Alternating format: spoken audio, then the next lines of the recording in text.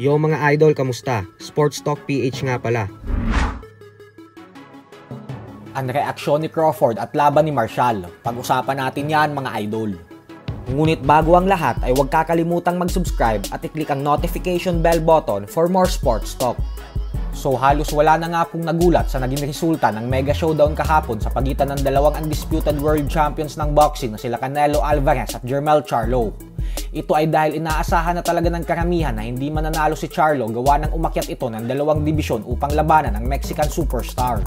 Subalit ang ikinagulat nga po ng lahat ay dahil masyadong naging konserbatibo si Charlo sa buong laban, kung saan kapansin-pansin na masyado nitong nirerespeto ang punching power ni Canelo. Kaya naman hindi ito nakaporma at halos panay takbo lang ang ginawa sa apat na kanto ng lona. Dahil dyan ay agad bumanat ang matagal ng kaalitan ni Charlo na si current undisputed welterweight world champion and pound for pound king Terence Crawford. Ayon kay Crawford ay wala na daw sa kanyang listahan ngayon si Charlo. Nakakadismaya daw ang ipinakita nitong performance dahil hindi man lang daw nito sinubukang manalo sa buong laban. At bagko sinubukan lang daw nitong maitawid sa 12 rounds lang ang bakbakan nang hindi siya matalo via knockout. Banat ni Crawford na kailangan daw mahiya ni Charlo sa pinagagagawa nito sa ibabaw ng lona sa buong laban. Masyado daw nirespeto ni Charlo si Canelo dahilan kung bakit lalong tumaas ang kumpiyansa ng Meksikano.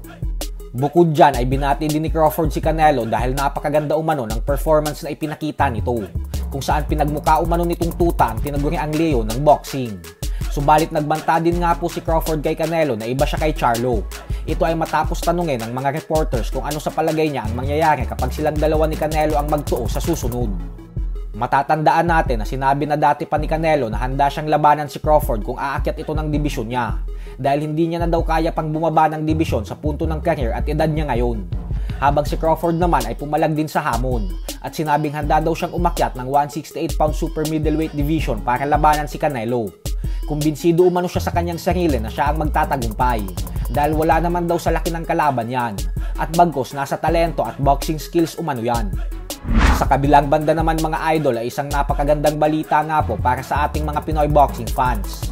Ito po ay dahil muli na namang nagtagumpay ang ating pambato na si Olympic bronze medalist Yumir Marshall sa naging laban nito sa quarterfinals ng Asian Games kahapon kontra sa pambato ng Thailand na si Werapon Jongjongho. Naging dominante po si Marshall sa laban na ito kung saan tinalo niya via second round knockout si Jongjongho. Dahil dito ay umabante na ngayon sa semifinals ng Asian Games si Marshall.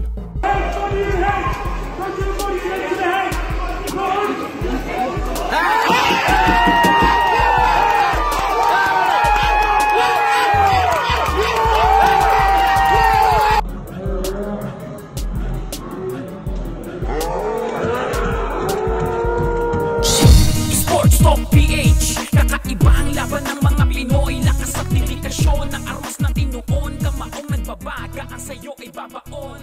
Mga Pinoy na ating pambato.